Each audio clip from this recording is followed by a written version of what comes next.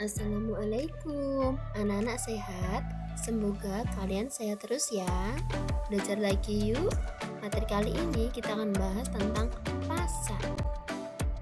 Di rumah kalian pasti terdapat barang-barang, baik barang yang bisa dimakan, dipakai, atau digunakan. Kira-kira dari mana ya barang-barang di rumah kalian itu? Betul sekali, barang-barang tersebut salah satunya bisa diperoleh dari membeli di pasar. Pasar itu adalah tempat bertemunya penjual dan pembeli untuk bertransaksi. Sesuai dengan perkembangan zaman di mana pasar dapat terjadi, ada atau tidaknya pertemuan. Maka pasar berarti secara luas adalah sarana bertemunya penjual dan pembeli secara langsung maupun tidak langsung untuk melakukan transaksi jual beli barang atau jasa. Suatu kegiatan dinamakan pasar jika dia memiliki beberapa persyarat atau unsur, yaitu barang yang dijual, ada penjual dan pembeli, ada kesepakatan harga, dan ada media komunikasi. Barang atau jasa yang dijual harus ada dong, entah pembelinya datang langsung ke tempat ataukah pembeli dapat melihat tawaran dari media komunikasi. Pasar dapat terbentuk kalau ada penjual dan pembelinya. Penjual ingin mendapatkan keuntungan, sedangkan pembeli ingin mendapatkan barang. Ini juga penting nih, harus ada kesepakatan harga. Misal, penjual menawarkan harganya 15.000 per kilo, pembeli menawar 10.000. Nah, setelah sepakat harga per kilonya 12.500, baru deh pembeli membayar. Nah, ini syarat terakhir adalah media komunikasi. Pembeli dapat langsung ke tempat penjual untuk membeli atau bisa menggunakan media komunikasi yang sesuai dengan penjual dan pembeli untuk bertransaksi. Setidaknya ada 3 fungsi pasar. Yang pertama, fungsi distribusi, yang kedua, fungsi penentu harga, dan yang ketiga, fungsi promosi. Fungsi pasar yang pertama adalah fungsi distribusi. Melalui transaksi jual beli, produsen dapat memasarkan barangnya baik secara langsung maupun melalui perantara. Konsumen dapat memanfaatkan hasil produksi untuk memenuhi kebutuhan sehari-hari. Fungsi kedua pasar adalah pembentuk harga. Transaksi yang terjadi pada sebuah pasar adalah penjual menawarkan barang beserta harganya, pembeli menawar.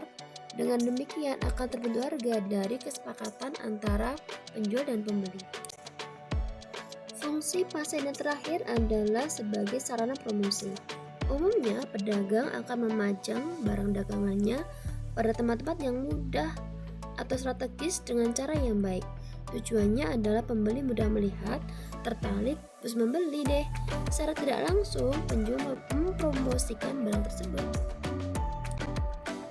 Pasar itu bermacam-macam loh. Ada yang menurut wujudnya, ada yang menurut jenis barang yang diperdagangkan, ada yang menurut luas jaringan distribusi, menurut waktu penyelenggaraan, dan menurut struktur di dalamnya.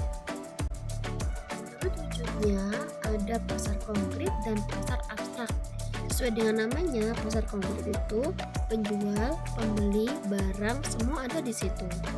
Kalau pasar abstrak itu kebalikannya, penjual dan pembeli atau barangnya tidak harus ada di situ, tapi melalui media komunikasi. Kalau menurut jenis barang yang diperdagangkan, ada pasar barang konsumsi dan pasar barang produksi. Di pasar barang konsumsi, menjual barang-barang keperluan sehari-hari yang siap digunakan.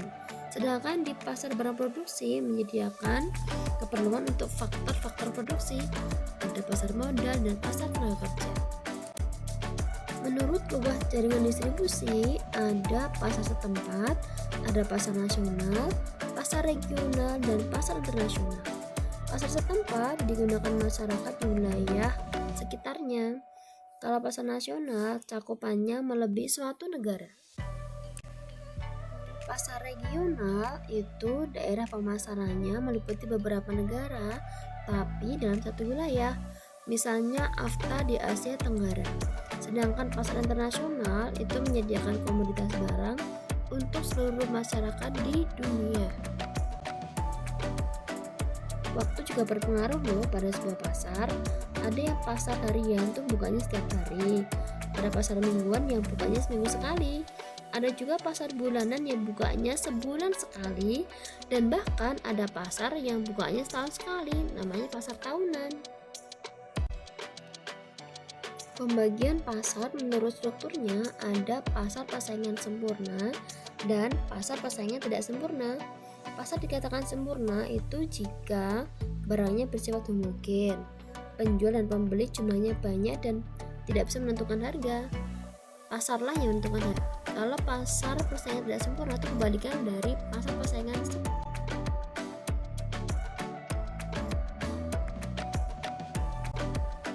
Dari video tadi dapat disimpulkan beberapa hal, yakni pasar merupakan sarana bertemunya penjual dan pembeli secara langsung atau tidak langsung untuk bertransaksi. Pasar terbentuk jika ada penjual, pembeli, barang dagangan, transaksi, dan media komunikasi. Pasar juga bermacam-macam tergantung dari wujudnya, distribusinya, barang yang dijual, waktunya, dan strukturnya. Gimana? Gampang kan belajar pasar? Semangat terus ya belajarnya. Sampai jumpa di video berikutnya. Wassalamualaikum.